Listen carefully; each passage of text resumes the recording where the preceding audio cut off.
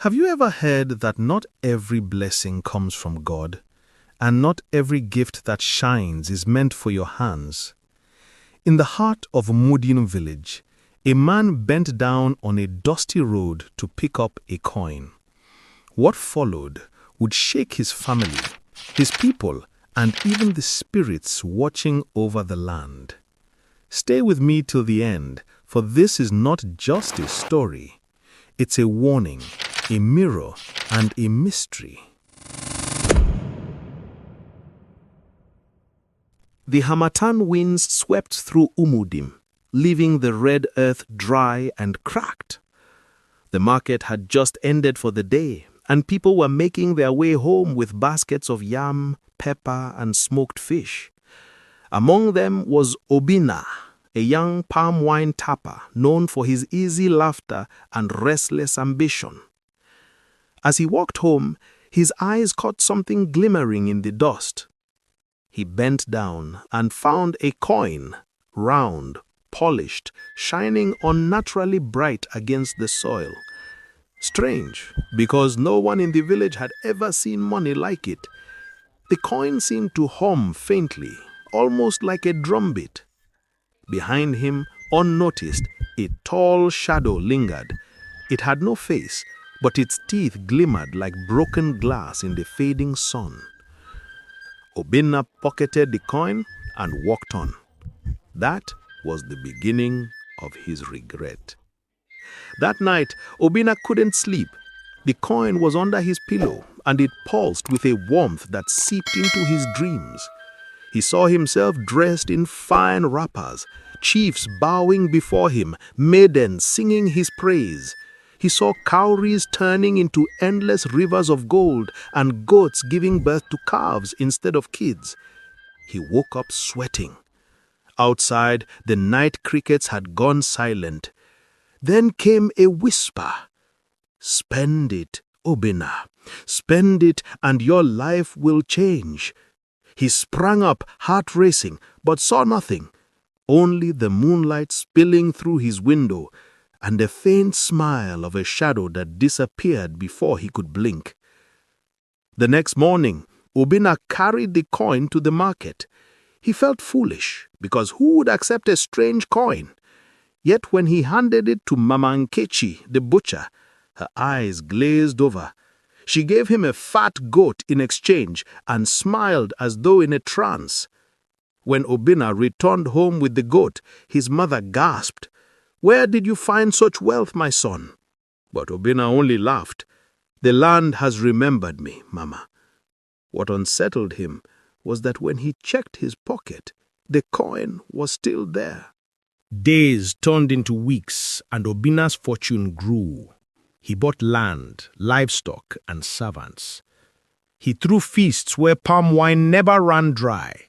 People began to call him Obinna the Fortunate. But behind their smiles, envy brewed. And behind their envy, fear. Because every time Obinna spent the coin, it returned to his pocket cleaner and shinier than before. And in the quiet corners of the market, old women whispered, "This is not the wealth of men. This is the wealth of spirits." One evening, after another lavish feast, Obinna heard a knock at his door. He opened it and found no one, only a long shadow stretching into his heart, though no person cast it. A voice spoke, "Your wealth is ours. Your life is ours. Enjoy your feasting, Obinna, but remember, the debt will be collected." His knees weakened. "What debt? I have harmed no one." The shadow only laughed, a sound like stones grinding against each other before fading into the night. From that day, Obinna no longer slept in peace. Rumors reached the council of elders. They summoned Obinna.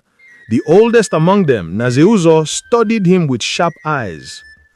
"Son, wealth that multiplies without sweat carries a tail like the lizard. Where did your fortune come from?" Obinna hesitated, then confessed about the coin. When he brought it out, the elders recoiled. "That coin, Nazeojo whispered, is not mentored by man. It belongs to the wandering spirits who trade in souls. Whoever spends it becomes theirs. The council ordered him to destroy the coin, but when they tried burning it, the flames turned blue and died. When they tried crushing it, the hammer shattered. The coin remained flawless, humming softly, as if amused. One night, Obinna's goat, the first he had bought with the coin, broke loose and ran into his hut. Its eyes glowed red and it spoke in a voice that was not its own. Obinna, son of the soil, you are chosen not to be rich, but to be eaten. We fed you wealth to fatten your pride. Now you belong to us. He screamed, but the goat collapsed lifeless before his eyes. The shadowy figure appeared again, smiling with teeth like jagged stones.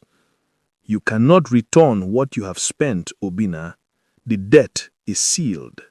Unlike most tales where the solution lies in the forest or shrine, Obinna's fate turned in a different way.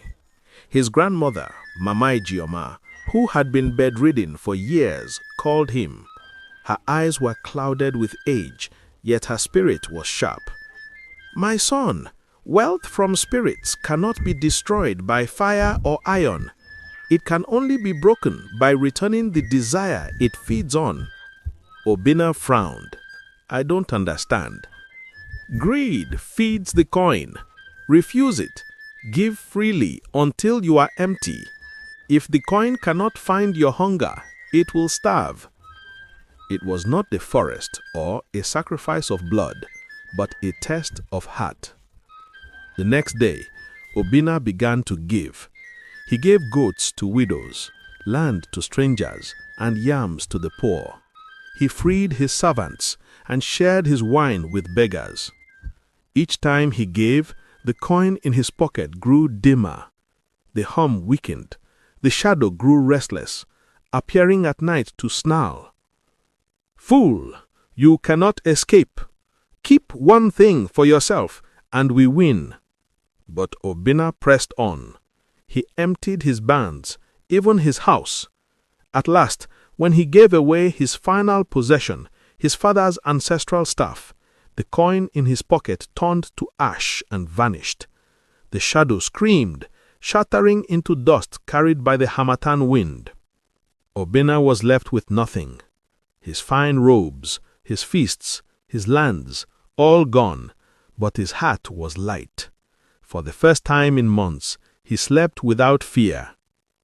The people of Umudim mocked him at first, saying, Look at the man who ate wealth like yam and vomited emptiness. But with time they came to respect him, for Obinna, though poor, was now free. The elders declared a proverb, Not every coin on the road is meant for the pocket. Some are bait for the soul. And to this day, when a coin glimmers on the dusty streets of Umudim, people cross the road and whisper, Remember Obinna. So what would you have done if you found that coin? Would you pocket it, or would you walk away? Obinna's story reminds us that not every gift is a blessing, and not every wealth is worth the price. If this tale kept you at the edge of your seat, share it with someone who loves mysteries, and don't forget to subscribe for more African folk tales that will challenge your heart and open your eyes.